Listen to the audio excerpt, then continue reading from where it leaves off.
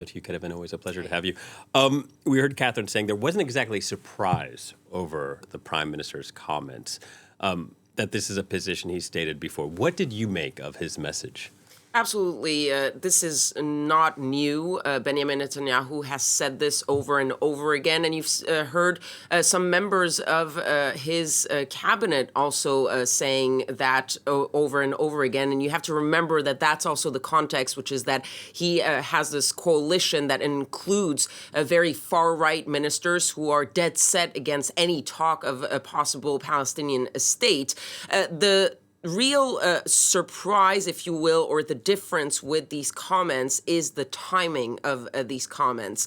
This comes after Tony Blinken, the U.S. Secretary of State's visit to the Middle East and to Israel last week. And there was this whole emphasis on the fact that the Americans had gotten assurances from Arab nations in the Middle East that they were willing to help in the reconstruction of Gaza, to help in the sort of governance of Gaza looking forward to the future under one condition, which is the path to a Palestinian state and that two-state solution. And so it seems that Benjamin Netanyahu is sort of throwing this off the table and basically telling those Arab states, well, we are not going to agree to that one condition that you've put. And he's basically putting in jeopardy this possibility of the what happens next once this type of conflict is over, what happens next for Gaza. And I think that was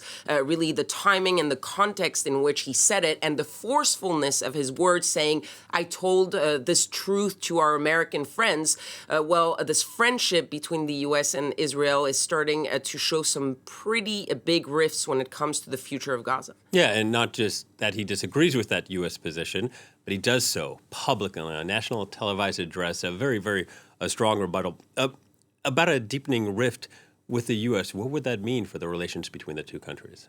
Well, look, what you said about making it very public is also key in this, because the Americans have been trying to keep their disagreements sort of in the private sphere. They've had some very tense conversations, but they're trying not to show this too much in public. And Benjamin Netanyahu has sort of thrown that out of the window. You have to remember that the Americans every time they talk about Israel and any type of disagreements, it also comes with a preface of the U.S. will stand by Israel no matter what. This relationship is ironclad. The U.S.'s support for Israel is ironclad. But when they're asked about this question of the two-state solution, there was immediate rebuke from the White House, from the State Department, and the State Department saying basically there is no way to solve the short-term challenges for Israel, the long-term challenges for Israel when it comes to insecurity, without talking about a Palestinian state. So they said, basically, we are clearly disagreeing with that. And Matthew Miller at the State Department was pushed by a journalist who was asking him, yes, but you keep saying that, yet the Israelis are not listening to you. Does there need to be pressure from the Americans? And his response is that there is no need for U.S. pressure. The pressure is the reality, and the reality is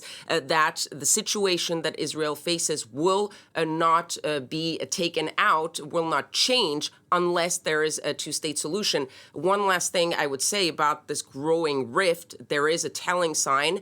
Joe Biden and Benjamin Netanyahu have not talked in nearly a month on the phone, and Joe Biden always says that these big diplomatic questions and issues are always better when the leaders talk together. We saw it with China, and the fact that they haven't talked for a month is also very telling. Yeah, it doesn't bode well. Thank you very much, Keravan Gorgestani, our international affairs editor.